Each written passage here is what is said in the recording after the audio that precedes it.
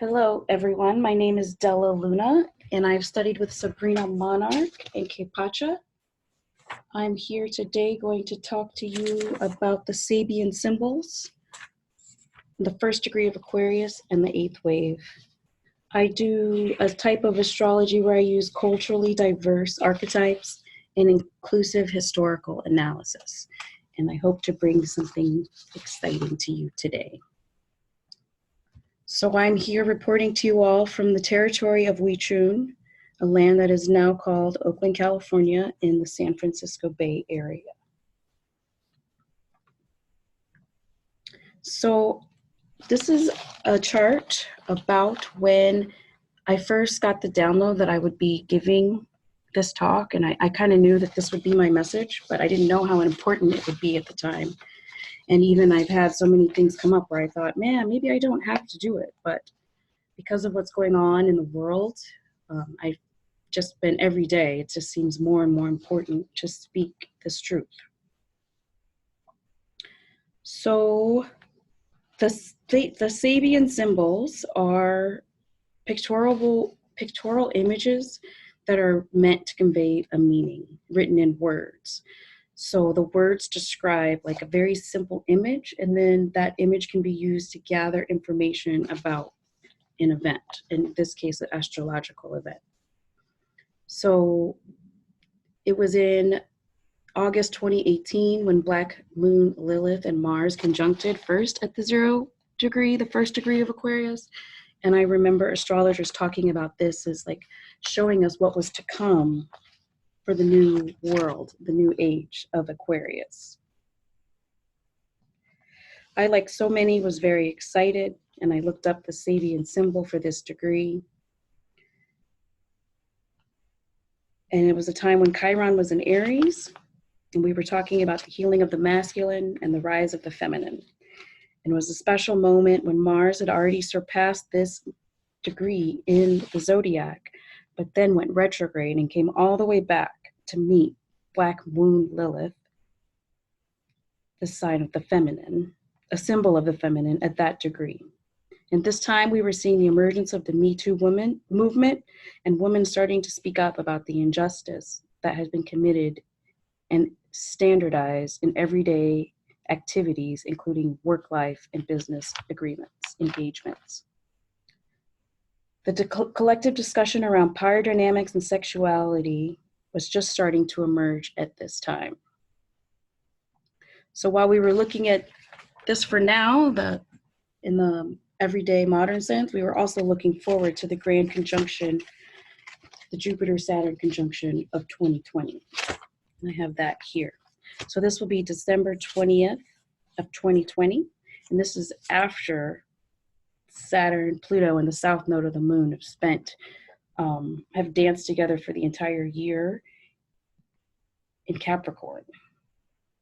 And so after we go through all these transformative processes, the eclipses we've just had recently, there's going to be this grand conjunction. And this is said to be heralded as the dawning of the age of Aquarius. And so, yeah. So we're in a closing of a big cycle. This cycle is relevant to all life on the planet, which I think when we look at the outer world, we can determine that, and preparing for a new cycle.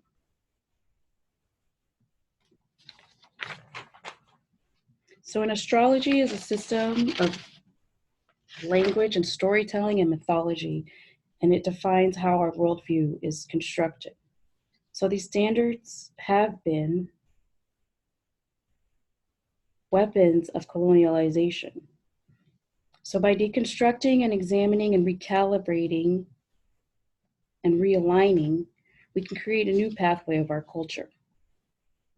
And by addressing the colonial dynamics, we intentionally can create a path to healing as individuals and collectively.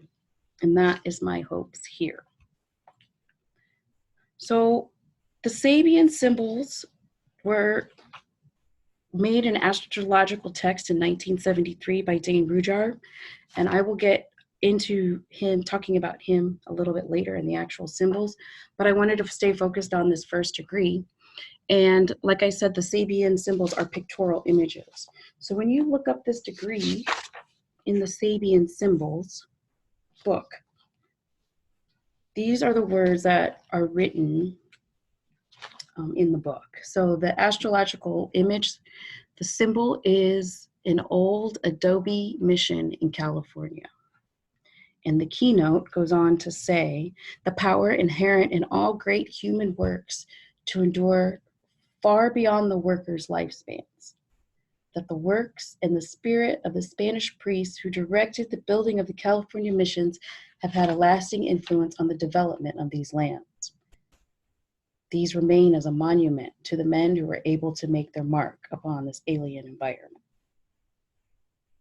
I think I can stop there, but you can keep going with this text. Let's see if I want to read it all. It goes on to talk about the enduring character of human achievements ensouled by a great vision. And the symbol speaks to the projection of a noble idea in concrete forms of beauty and significance.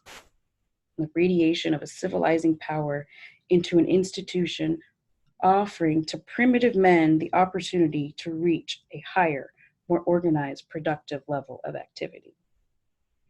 So that right there was what I read for the description that is supposed to, we're supposed to use to describe this new world, the new age of Aquarius.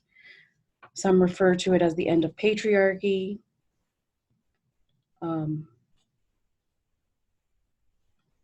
But this is a bias that shows up in our institutions and in our reference books and even in our astrology.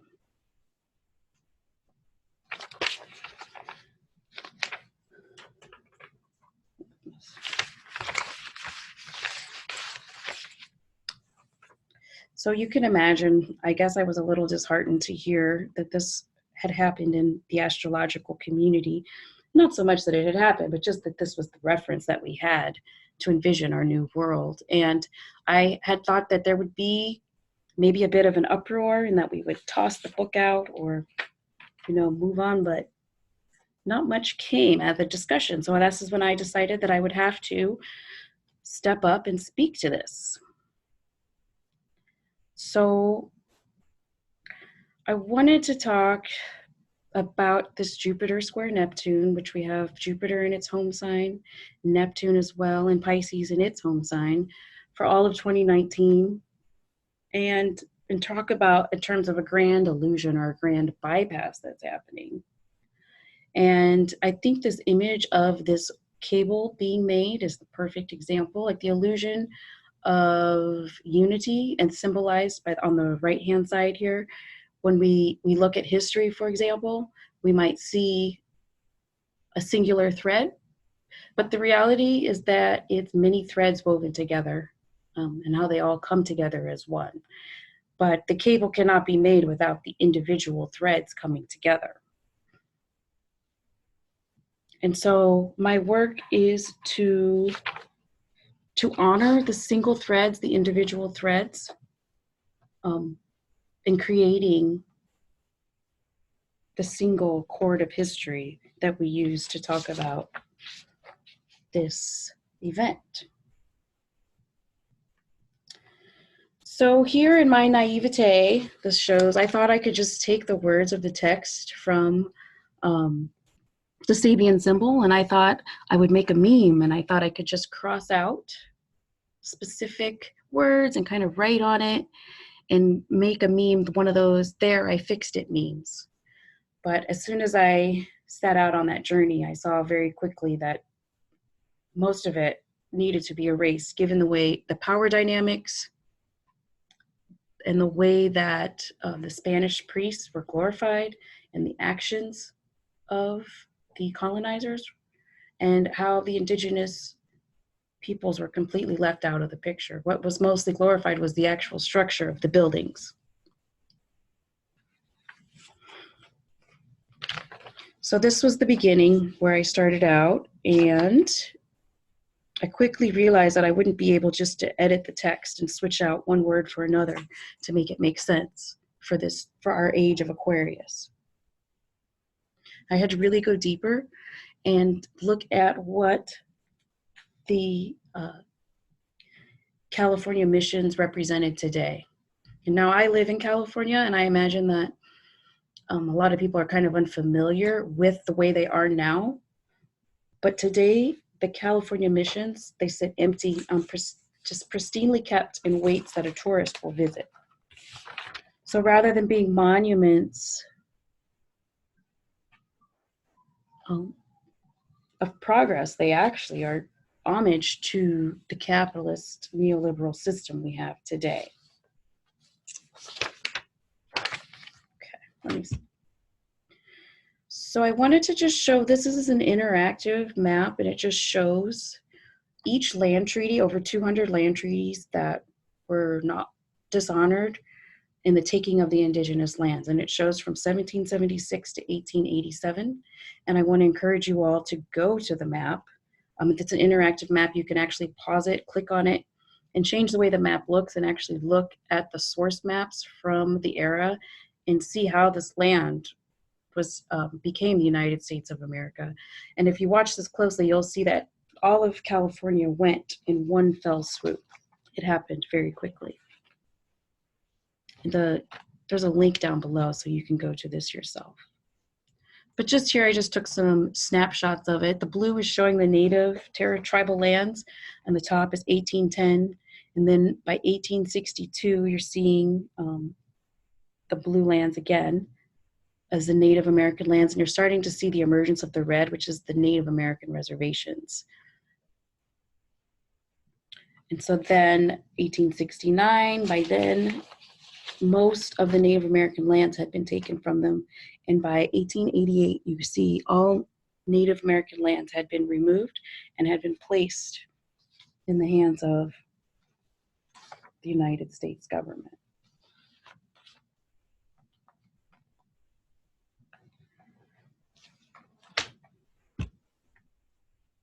So I wanted to talk about the truth about the California missions. Between 1769 and 1823, the Spanish Empire established 21 missions throughout the state of California, generally along the coast. And this was they were facing threat from Russian fur traders coming in from Alaska, and they needed to make claims on the land. So the plan was to set up pueblos, presidios, and missions up and down the coast to guard and protect their land. A part of the plan was to also educate and Christianize the native peoples so that they could become Spanish subjects, and this would reinforce Spain's claim to the land of California. So this is a map here showing you where the 21 missions were built. There also was a road built that connected all of these, over 600 miles, all built by hand by the native people. This goes on to say that the true history of the California missions is ugly and painful. The enforced labor and slavery in general is a side of California that we do not talk about. Military forces were used to house the natives on the mission grounds, to force the people into slavery from sunrise to sunset.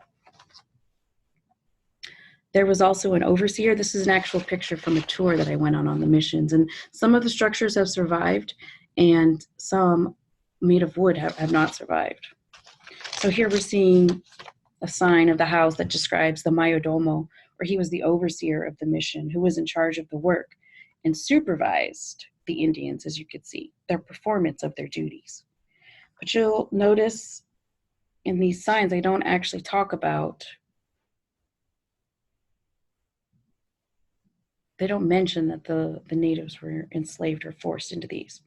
So here's a cemetery from the same mission. This is an unmarked shallow grave, common unmarked graves, where many native people were placed. Here's one of the work sites, the stone thrashing floor, where as you see, Indians separated the grain either by having mules tread on it or by beating it with flails.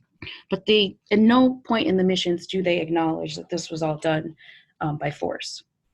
So here you're seeing the barracks. This is where the soldiers lived that would maintain order in the missions and supervise the work. So because of the structure of the missions, California, or I guess the Spanish Empire, was able to keep control of the lands with very few soldiers actually living on the land.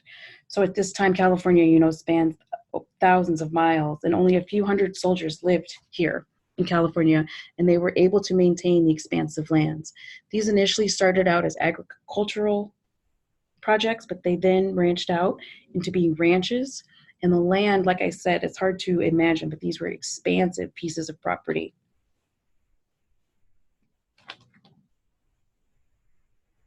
So they were also run by Spanish priests, which are called friars, which is, of course, mentioned in the Sabian symbol. Let's see here. So although the priests were religious, they used violence to control the natives and to force them to work. The indigenous were thought as savages, and they did not have to be treated like humans. The mission life was brutal. And there was an 86% infant mortality rate amongst the natives here. So the slave labor of the indigenous people made California a very wealthy state. And at one point, the California missions owned 1/6 of all land in California. So that's my little homage to the mission. So here we're looking, my hopes is to reorganize and try to talk about this in a way that honors what actually happened on the missions, the human involvement, and treats all humanity as equals. So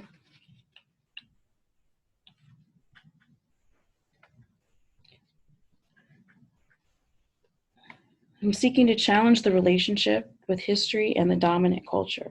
So here what we're seeing is a south-oriented map, where all they've done is taking the map and used south as the orientation direction. And then they've labeled the watersheds instead of the nation boundaries. And then they're also labeled in their predominant indigenous language of that watershed.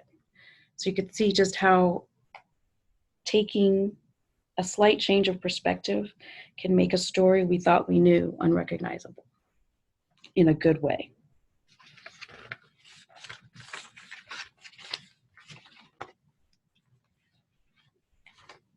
So here's the Sabian symbol that I came up with. I had to decolonize the Sabian symbol so that I could just have hope for this new world that we're creating.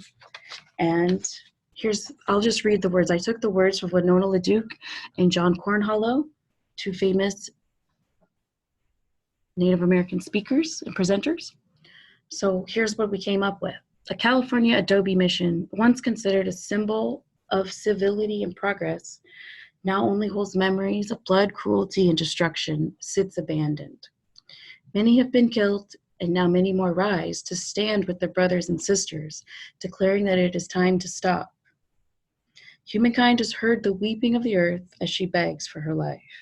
Creating the eighth fire, humanity makes a choice to defend the sacred and honor the earth.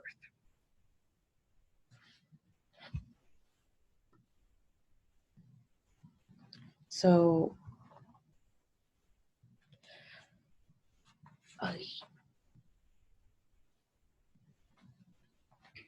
I was just moving on. So this is the chart of Dane Rudhyar, his birth chart, and he's actually the one, who actually wrote the book that I showed you, the astrological mandala, the Sabian symbols, but it's actually a book that's no longer in print. And they were originally created as a tool, a divination tool, like a deck of oracle cards, but each one holding a visual image that could allude to a particular feeling. The original Sabian symbols were actually created by Mark Edmund Jones and Elsie Wheeler, who was a mystic. And what I find interesting, what I find interesting about the story about the Sabian symbols, I guess I could go to this, the Sabian assembly chart, is that Mark Edmund Jones actually tossed out this project several times during the making of the Sabian symbols.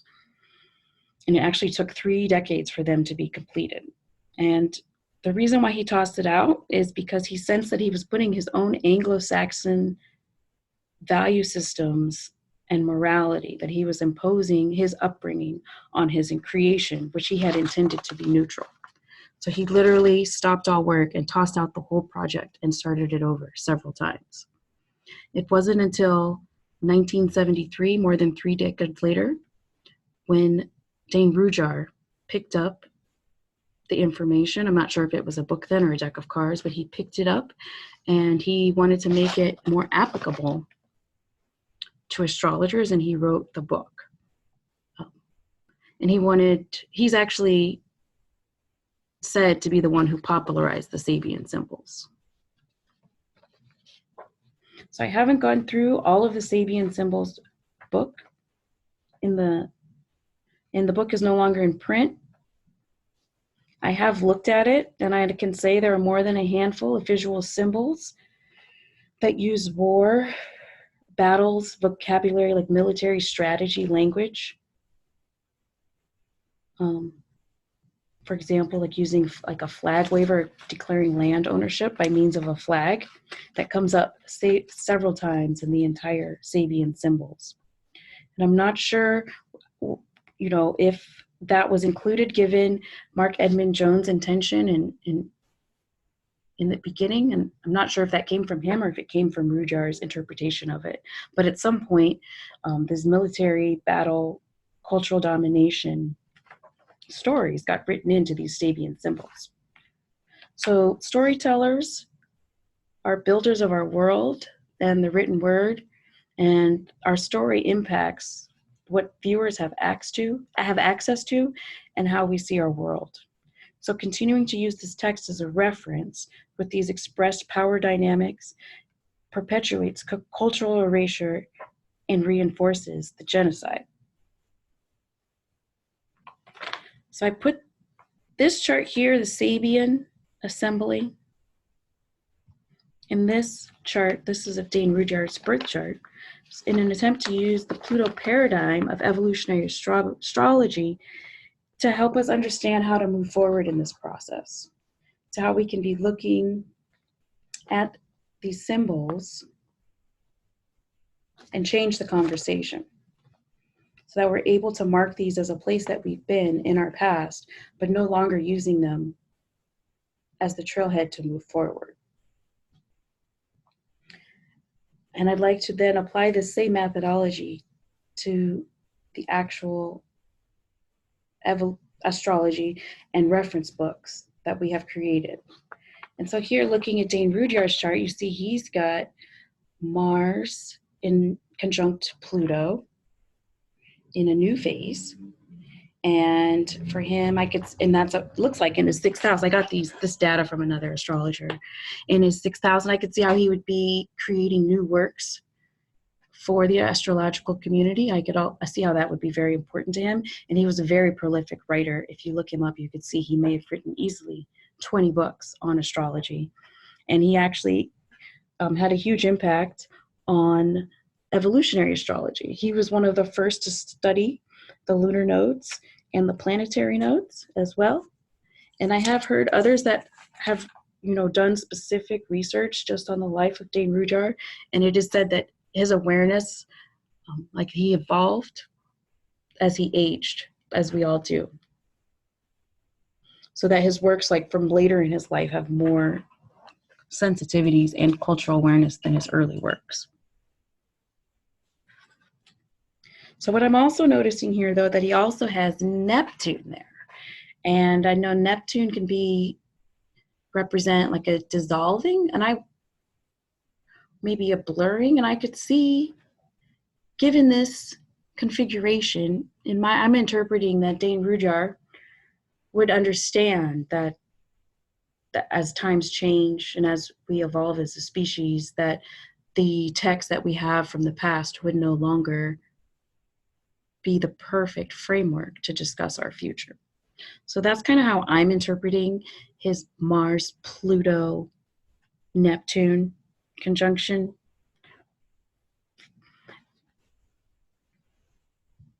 And then here, looking at the Sabian Assembly, this was actually created by Mark Edmund Jones, and this was created before the Sabian Symbols were created in 1923, but it is the institution that the Sabian Symbols came out of. And what we see here is a Pluto in Cancer. And I think that the Pluto paradigm, like how we understand Pluto generationally, we know that certain things are of the past or came out of a certain element and that are falling away. And so I see this time now when we have the North Node in Cancer, opposite Pluto, that Pluto in Capricorn, that, you know, this might be a time where we're really actually going to be healing these wounds and reorienting and not re-inflicting the wounds. So how can we move forward when we've, let's see.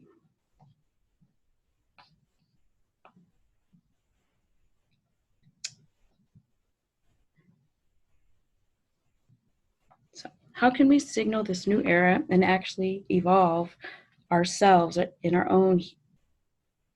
our community here, this Uranian community of evolutionary astrology?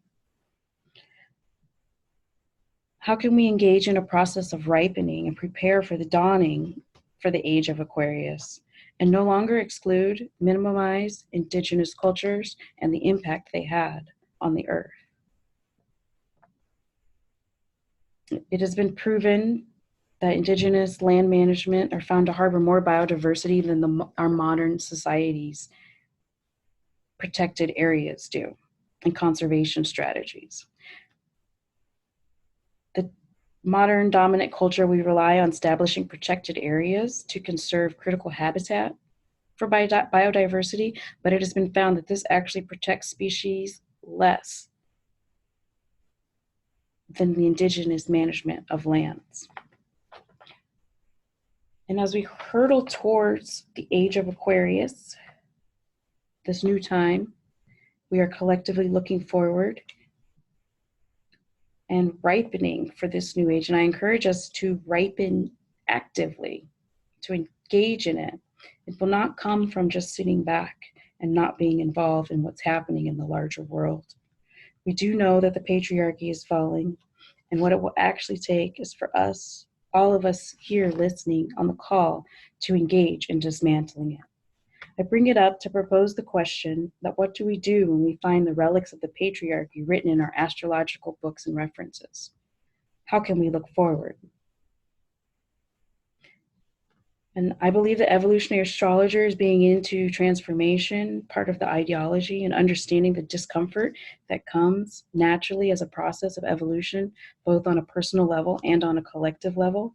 I believe of all people on the planet, evolutionary astrologers are able to intentionally engage in this conversation and dialogue with one another and propose steps on a path of moving forward. I believe we can be models for the greater population. And I also believe that just taking this action today in this space will seed the collective consciousness and have a ripple impact that we cannot measure by our human senses today. Many native cultures and tribal people there are many native cultures and tribal peoples with unique cultural practices and ways of life that live on the earth.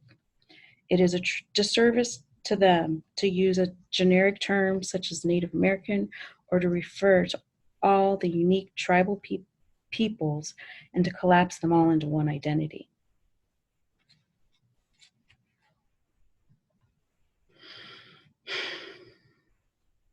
I encourage you all to honor the native land that you live on, to speak by their names, to learn names, to speak of them, because they are here today. Some I learned just in doing Pistak, Mohegan, Pomo, Ho-Chunk, Huichun, and Chumash.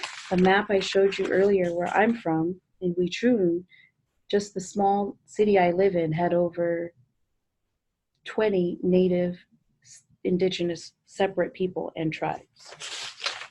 So I wanted to let you know that there is an app where you can go and look up whose land you are on. And I put that here in, it's the native-land.ca. You can go look that up. And I do encourage you to do it. It's actually becoming a tradition in the liberal circles here in California, where we always honor the land that we are on and the people who stewarded it before us. That has been the conclusion of my talk for today. If you would like to hear more about my culturally diverse archetypes and historical analysis, inclusive historical analysis, you can follow me. Like, follow, share, please, at decolonizeastrology.com. And that is it. Thank you. Ooh, go ahead. No, I was going to say I would love to hear other people's ideas who heard this discussion and who have any questions and or ideas on what I said. Sure. Peggy, did you want to share what you typed in the chat?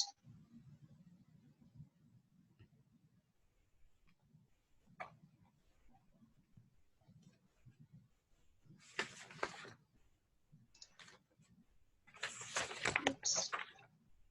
Perhaps unmute. Oh, there you are. Peggy? Okay, maybe not. That was Dawn. Yeah, I know. Peggy, yes. Peggy, can you please unmute?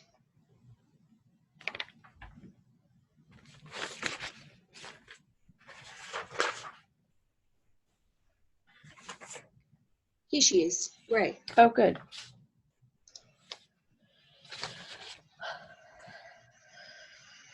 Go ahead, Peggy. I don't have a voice. Oh, okay. Okay, well, I'll read it out. Okay. Peggy is sharing an inner interpretation which speaks to one's soul. She says, adobe bricks are made of the clay of the earth and are baked, strengthened by the sun, divine consciousness. Thus, one's physical and spiritual natures are combined to construct a mission to serve a divine purpose, having a civilizing and spiritual influence upon one's natural but developing state, California. This combined mission of body and spirit has endured. Collectively, I can see where this mission would be appropriate for the coming Aquarian age. And that was Peggy's comment. Anything that you'd like to respond to there, Della?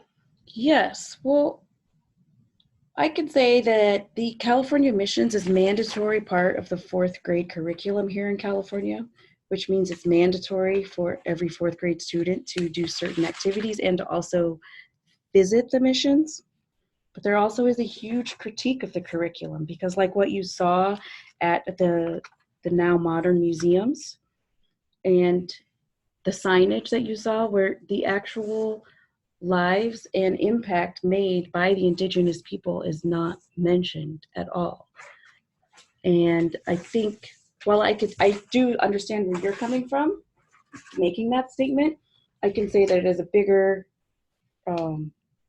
conversation around how we discuss and talk about these things. And so if the same symbol had even mentioned the Native Americans and not just the Spanish priests, or had championed like all of their efforts that went into building each adobe brick, and also the servitude that they put in towards their overseers, I could see that it definitely could be incorporated in that way.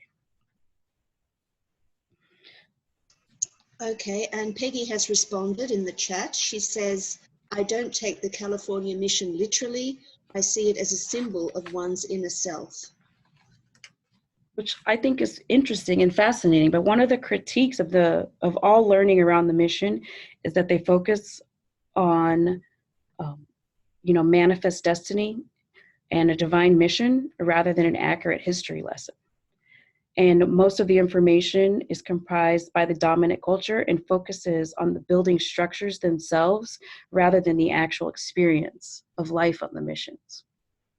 And so when I say that this is a controversy in California, especially around the fourth grade curriculums, I'm talking about the indigenous tribes and the native elders today have put in a bill to Governor Newsom to actually get the curriculums altered to actually mention their people and not have them erased from the history. So I feel like that analogy would really only work if someone is a member of the dominant culture. And I don't know if, someone of a different cultural ancestry could even, well, I guess they could identify like my body, my parts are here, my lineage is here. But I do feel like there needs to be more awareness and equality, because there's been a near constant pressure to separate indigenous people from their lands and to erase them from our historical texts. And I do not believe that they should be a footnote in our history books and should not be assigned a lesser value by scholars, which has been the pattern. Okay, well, good on you, Della. That's fantastic. Peggy says, thank you, Della. Very interesting. And do we have any final questions or comments from our audience? Della, you might have said this earlier and I missed it. I was making dinner and a bunch of stuff. Now I forget my question. Hold on, give me a second. Sure, take your time.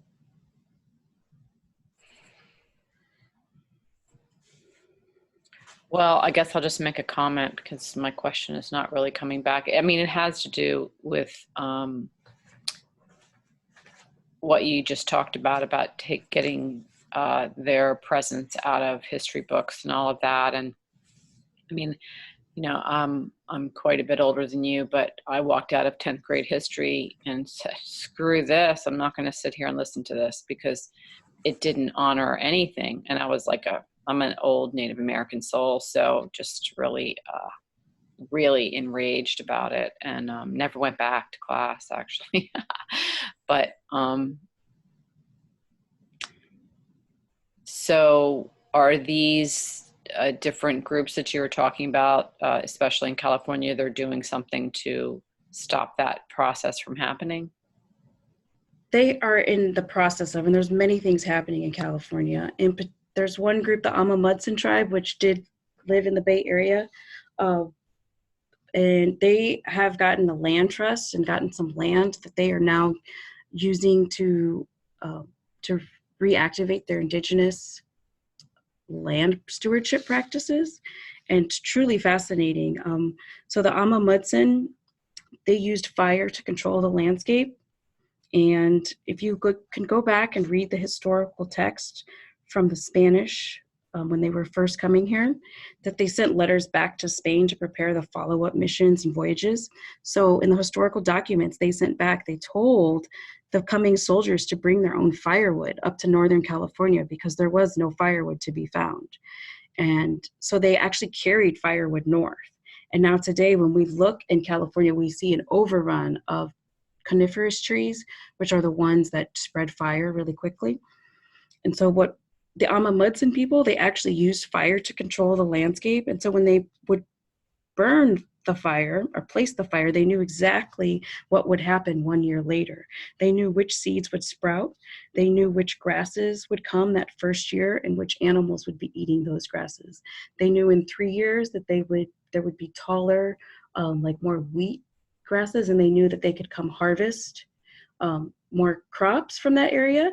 And they knew then that the deer and other wildlife were eating. And then they knew like 7 years from the date that they had placed that fire, that the willows would be growing and that they could then return to come back and harvest for making their baskets. And so that's kind of what I'm speaking to when I talk about how their cultural practices have been erased. They were portrayed I guess when it went into the history books is they were just not doing anything, that the land was just wide open space. But they actually had a very sophisticated land management stewardship practices that maintained the grasslands here in California, which provided food for the animals and the people. And they also, let's see, there was one more thing I was going to say about them. Yeah, they also knew that the coniferous trees were not allowed to be taller than the deciduous trees, because they knew if that would happen, that the trees would get too tall and they would make clusters and they would shade out the deciduous trees and also the grasslands. And if you look at maps of California, when you look at the amount of grasslands, wide open grasslands, especially when they, were able to feed all the cattle from the ranches, that wide open expansive ranch land doesn't exist anymore because the coniferous trees have overgrown them. And once that happens, it creates a chain reaction and it changes the soil content so that other trees and plants don't grow there. So once the coniferous plants take over, it's kind of a point of no return, or it's very difficult to reverse it. And so these are things that we're all discovering now, in our modern technology. Everyone's talking about regenerative farming. That's our Uranus and Taurus, which I didn't get to today, but I would love to talk about that and how it relates to the new world, at the age of Aquarius. But I do feel like this ripening time, that with the Jupiter square Neptune, there's kind of this big illusion that we kind of know what's going on. And we might hear, oh, regenerative farming, that's great. But at the same time, regenerative farming is just the new dominant culture's way of discussing and reclaiming the indigenous land stewardship practices. So I do feel like the conversation should really be about restoring indigenous land rights and not so much about our modern culture defining what progress is. Right. It's like talking about Pluto, Capricorn, dark Eros, right? And the toxic patriarchy or the negative patriarchy, just, it's like reorganizing things, but nothing's really different. True. But we are on the verge, as you shared, and it looks bad. It looks really bad. But I think, we are on the verge of a whole new way. Yeah. And the only way we're really going to heal is to reinvite or give back what was taken, so that we can actually receive the true healing on every level, right? The land, the people, the exactly. And water, I feel like all that. And I feel like our evolutionary astrology community, we know about the process of transformation and the discomfort that can bring. And so I feel like our little community, I don't know how little we are, but our community can really have these conversations. And if anyone has any ideas as to how we can move forward, having, these texts from the past, from the grandfathers of astrology, of modern astrology. And I know we're talking about maybe the word is matriarchy. There's a word. Yeah. Yeah.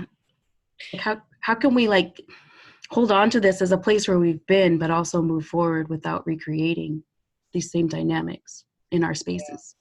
Right. I remember my question. So, do you know who Marianne Williamson is? Yes. Mm-hmm. And what do you think about her take on everything and what she's saying? In regards to? Well, she is talking about